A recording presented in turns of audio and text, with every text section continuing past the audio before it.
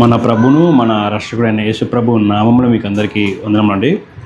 Timothy రాసిన 2వ పత్రిక 4వ అధ్యాయం 2వ వచనం నుండి, వాక్యమును ప్రకటించుము, సమయమందును అసమయమందును ప్రయాసపడుము, సంపూర్ణమైన దీర్ఘశాంతంతో ఉపదేశించుచు ఖండించుము, గద్దించుము, బుద్ధి చెప్పుము. ఎందుకనగా జనులు హితబోధన సహింపక దురద చెవులు గలవారై తమ స్వకీయ దురాశలకు అనుకూలమైన బోధకులను తమ కొరకు పోగు చేసుకొని సత్యమునకు చెవినీయక కల్పనా కథల వైపునకు తిరుగు కాలము వచ్చును. ఈ 3 వచనం మనము ధ్యానించినప్పుడు మనకు అనేక విషయాలు అర్థమవుతాయండి. వాక్యమును ప్రకటించము. వాక్యం ప్రకటిస్తున్నప్పుడు చాలాసార్లు అపోజిషన్ వస్తుంది కాబట్టి అయినా కానీ సమయమందును అసమయమందును ప్రయాసపడు. వాక్యం ప్రకటించే విషయంలో ప్రయాసపడు, కష్టపడు అని తిమోతికి పౌలుగా చెప్తున్నారు.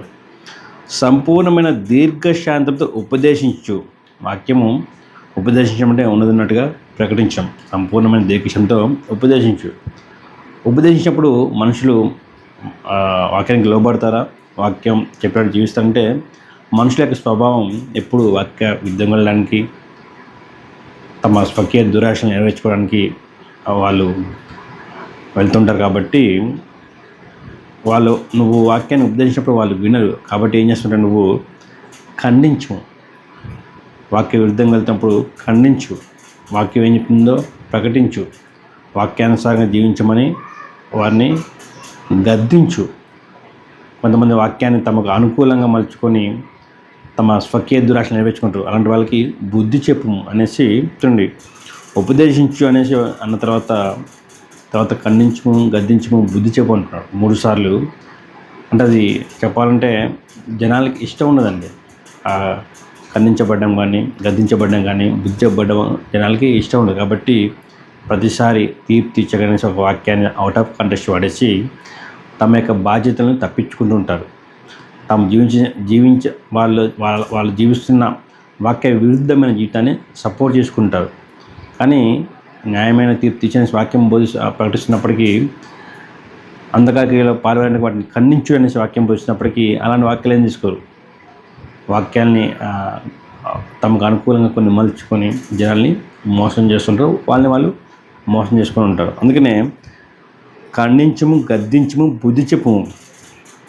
ఎందుకు ఖండించాలి, ఎందుకు బుద్ధి చెప్పాలి, ఎందుకు గద్దించాలంటే హితబోధను సహింపక, అంటే ఆరోగ్యకరమైన వాక్యానుసమైన బోధన వాళ్ళు సహించిన వాళ్ళు ఏం చేస్తారు, తిరుగుబాటు చేస్తారు, వాక్యాలను వక్రీకరిస్తారు. చాలా బాధాకరమైన రోజులలో మనం ఉన్నామండి. సువార్త ప్రకటించబడలేదు, సువార్త అవమానించబడుతుంది. సువార్త పేరిట సువార్త ప్రకటిస్తున్నాడు, సువార్తని అవమానిస్తున్నారు.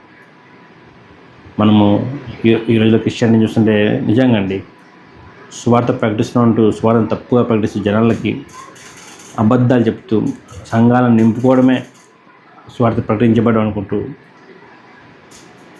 చాలా చాలా బాధ అనిపిస్తుంది. ఎందుకంటే వాళ్ళకి నిజమైన సువార్త ప్రకటించబడట్లేదు, కలిపి చేరిపడి బోధ చేస్తూ జనాల్ని మోసం చేస్తున్నారు. ఎందుకనగా జనులు హితబోధను సహించరు, దురద చెవులు గలవారై అంటే వాళ్ళకి ఇచ్చింగ్ చేసి వాళ్ళకి అనుకూలమైన బోధ చేయాలి. వాళ్ళకి మీరు యేసుప్రభుని చూడండి, ఈ రోజులో ఎలా అవుతుందంటే మీరు యేసుప్రభుకి ఇస్తే మీకు తిరిగి ఇస్తారు, డబ్బులు ఇస్తారు అనేసి ఇట్స్ ఆల్ అబౌట్ లోకపరమైన వస్తువులు మీకు ఆశీర్వాదం అంటూ ఇచ్చిన వారిని వీళ్ళు ఇవ్వడం ద్వారా వీళ్ళు ఇల్లు కట్టుకున్నారు, ఇలాంటివన్నీ సాక్ష్యాలు చూపించేసి, అంటే జనాలు దురచులుగాలు, అంటే వాటి కొరకు దేవుని వెంబడించారు. అంటే పైకి మాత్రము చాలా తెలివిగా సటిల్గా సాతాను మోసం చేస్తుంటారండి. అది గమనించేంత స్థితిలో చాలామంది లేరు. వాడెప్పుడు సగం నిజం సగం అబద్ధం 2 కలిపి చెప్తాడు. మీరు ఫస్ట్ నుంచి వాడు చేస్తున్నదే, వాడు అబద్ధం జనకుడు. ఫస్ట్ నుంచి మీరు ఆ పండు తింటే చావన్నారు. వాళ్ళు నిజంగానే చావలేదు, కానీ వాళ్ళు ఆత్మీయంగా చనిపోయారు. మరి వాడు చెప్పినట్టే జరిగింది కదా, వాళ్ళు చావలే కదా, భౌతికంగా చావలే కదా, కానీ వాళ్ళు ఆత్మీయంగా చనిపోయారు కదా. సో అలా చాలా తెలివిగా సగం నిజం సగం అబద్ధం చెప్పి వాడు జనాలను మోసం చేస్తారు. ఒకవైపు వేసుకొని పాపలు చనిపోయాయని ఆయన నమ్ముకుంటే రక్షణ నిజం చెప్తూ, మరొక వైపు యేసు ప్రభువుని వెంబడించడం వస్తే మీకు ఇలాంటి ఆశీర్వాదం వస్తే, మీరు ఇంత ఇస్తే అంత తిరిగిస్తాడు, డబ్బులు వస్తాయి, ట్రిబుల్ వస్తాయి, ఇలాంటివి కూడా కలిపి చెప్పి బోధ చేస్తూ చాలా తెలివిగా జనాలను మోసం చేస్తుంటాడు. చాలా తెలివిగా వాడు మోసం చేస్తుంటాడు.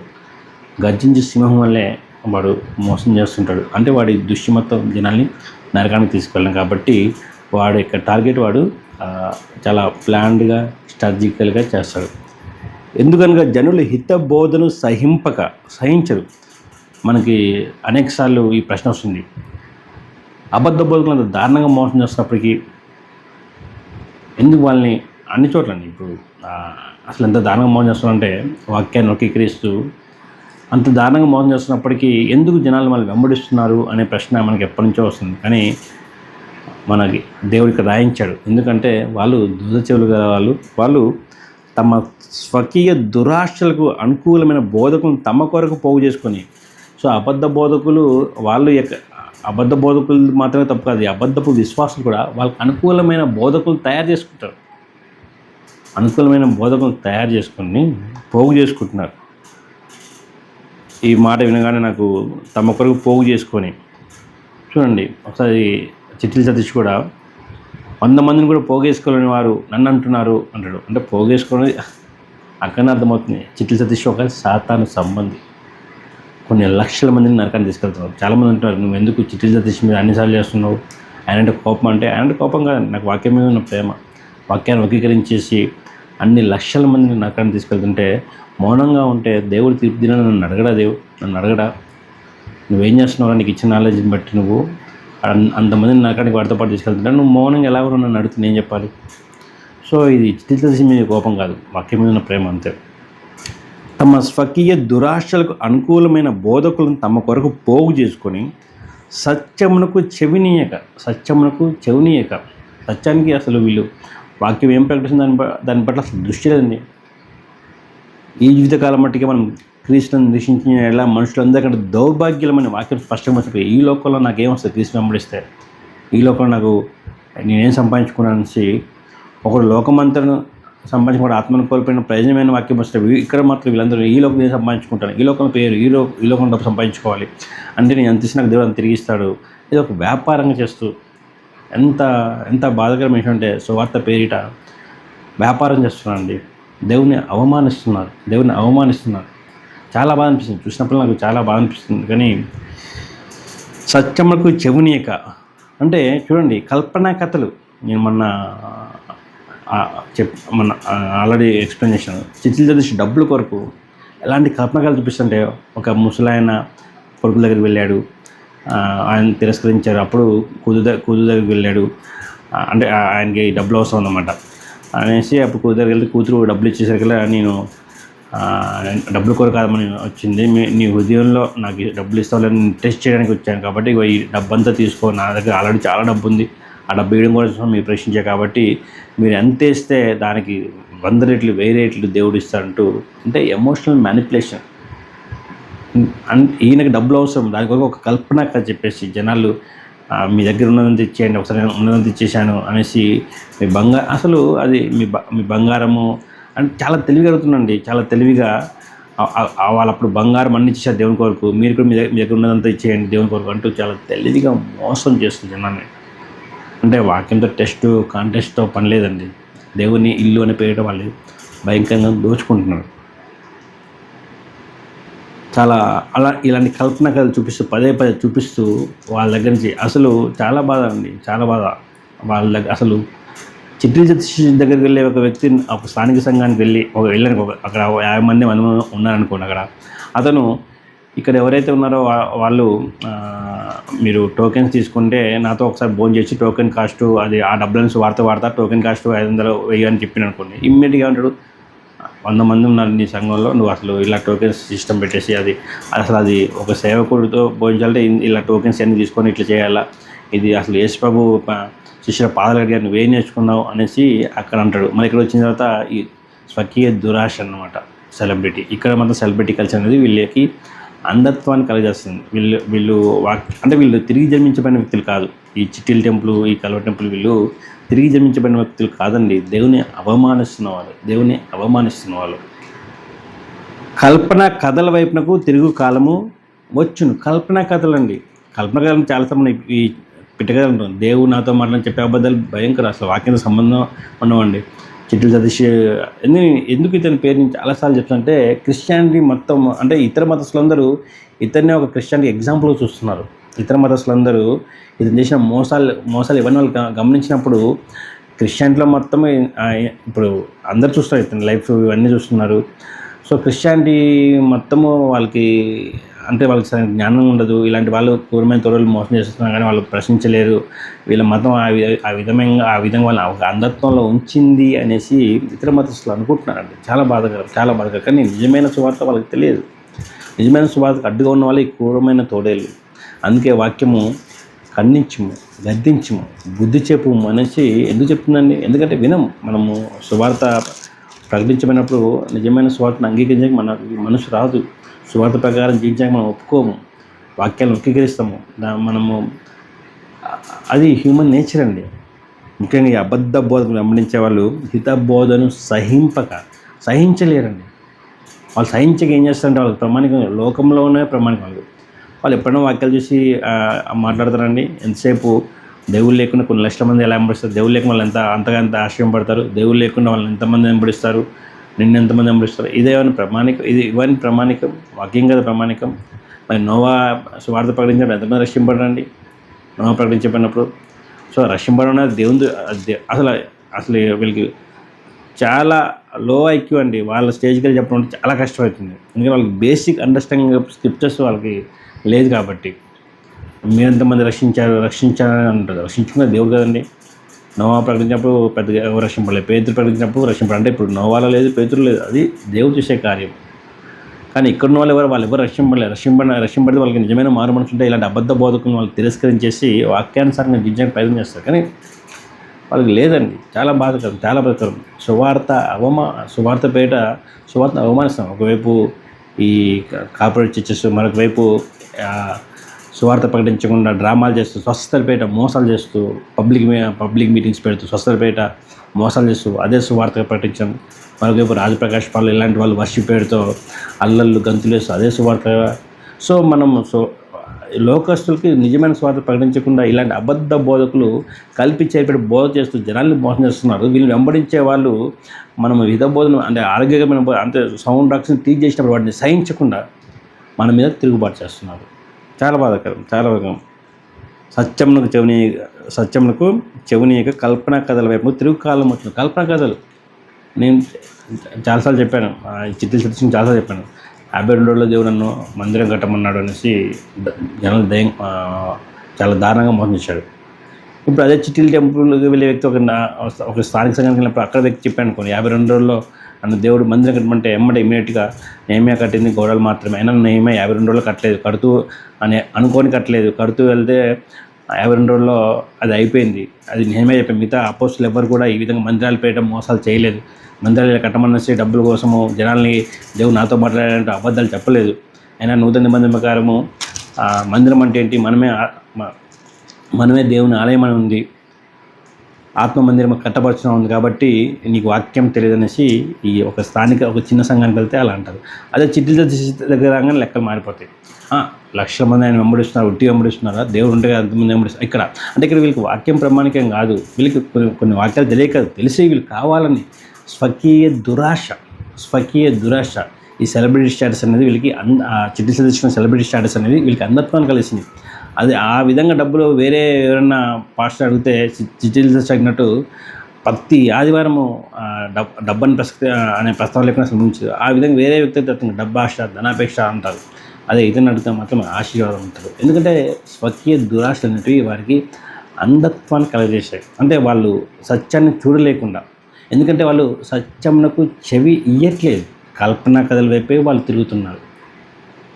డిజిటల్ స్క్రీన్స్ పెట్టేసి అన్ని చోట్ల ఆ విధంగా చేస్తున్నాం. కానీ మరి అదే ఈ కలవడంలోకి సాంఘికంగా కలిసి ఏంటి కాపరి వాక్యం బోధించడానికి ఉండాలి. తిమోతికి ఏమని చెప్పాడు పౌలు గారు? పెద్దలు నియమించమంటే వాక్యం బోధించక సాంప్రదాయంగా వాళ్ళని వాక్యం బోధించడానికి నియమింపమని చెప్పాడు. అంటే వాక్యం విరుద్ధంగా వెళ్తున్నాడు పౌలు. అలా అనుకుంటే తీతులు మనకు తెలిసేవాళ్ళ మరి ఏంది వన్ మ్యాన్ షో కదా అనేసి అంటారు. ఏది ఈ కల్వ టెంపుల్లో ఒక స్థానిక సంఘానికి ఎక్కడికైనా వెళ్తే ఆయన కూడా స్క్రీన్లు వేరే దగ్గర పెడుతుంటే. కానీ చిట్టిల సతీష్ వచ్చేసరికి లెక్కలు మారిపోతాయి. ఆయన ఆశింపబడ్డ వ్యక్తి అండి, లక్షల మంది వెంబడిస్తున్నారు. అంటే వీళ్ళు స్వకీయ దురాశలు దేవుడు వీళ్ళు అప్పచెప్పాడండి, వీళ్ళని భ్రష్టత్వానికి అప్పచెప్పాడు. అందుకే వారి ఆత్మలు నరకానికి వెళ్తున్న బాధతో చాలాసార్లు ఖండిస్తున్నాను. వారి ఆత్మలు నరకానికి వెళ్తున్నాయి, ఎందుకంటే వీళ్ళకి దేవుని వాక్యం ప్రామాణికం కాదు. వాక్యం ప్రామాణికం కాదు. నన్ను కలవడానికి మీరు చిట్టి కొనగానే పరిగెత్తి కొంటారండి. అంటే అసలు ఎంత దారుణం అంటే, అదే ఒక వేరే పాస్టర్ ఆ విధంగా అంటే అది ఆయన ధనాపేక్షను ఖండిస్తారు. అంటే ఈ వీళ్ళ యొక్క స్వకీయ దురాశకు తగ్గట్టు దేవుడు వీళ్ళని మోసపుచ్చు ఆత్మకి అప్పచెప్పాడు. ఎందుకంటే వాళ్ళు సత్యంకి చెవినీయట్లేదు, చెవినీయట్లేదు కాబట్టి వాళ్ళని మోసపోవడానికి దేవుడే వాళ్ళని భ్రష్టాత్మకు అప్పచెప్పాడు. అందుకే అండి అక్కడ చూడండి అంత బాగా చెప్పాడు. ఖండించము, గద్దించము, బుద్ధి చెప్పము. ఎందుకనగా ఎందుకు చేయాలి, ఎందుకు ఖండించాలి, ఎందుకు బుద్ధి చెప్పాలి, ఎందుకు గద్దించాలంటే జనులు హితబోధని సహించిన వాళ్ళు తిరుగుబాటు చేస్తారు, నానా మాటలు అంటారు, వాళ్ళ వాక్యాన్ని ప్రామాణికంగా తీసుకోరు. కాబట్టి వాళ్ళ వాక్యాన్ని వాళ్ళు హితబోధన ఆరోగ్యకరమైన బోధ వాళ్ళు సహించరు. కాబట్టి అలాగనే నువ్వు ఖండించడం, బుద్ధి చెప్పడం, గద్దించడం ఆపేస్తావా? లేదు. నువ్వు సమయం ముందు అసమయం ముందు వాక్యం ప్రకటించి ప్రయాసండి. ఎందుకంటే వాక్యానుసరమైన బోధన వాళ్ళు ప్రకటిస్తున్నప్పుడు అదొక ప్రయాస. ఎందుకంటే జనాలు రిసీవ్ చేసుకోరు, జనాలు తిరుగుబాటు చేస్తారు, జనాలు ఇష్టం వచ్చిన మాటలు మాట్లాడతారు, సపోర్ట్ చేయడం అలాంటి వాళ్ళని సపోర్ట్ చేయరు. అంటే క్రిస్టియన్లో ఉన్న ఒక రాంగులు అర్థం చేసుకో. క్రిస్టియన్లో అంటే ఎవరిని ఏమనకూడదు, ఎవరు ఏం చేసినా సహించాలి అనే విధంగా చెప్పారు తప్ప ఇక్కడ హితబోధన సహించిన వాళ్ళు అంటే ఆరోగ్యకరమైన బోధన సహించిన వాళ్ళు క్రిస్టియన్ లవ్ అంటే సత్యాన్ని ఉన్నట్టుగా ప్రకటించడం, కానీ అది ఇష్టపడట్లేదు జనాలు.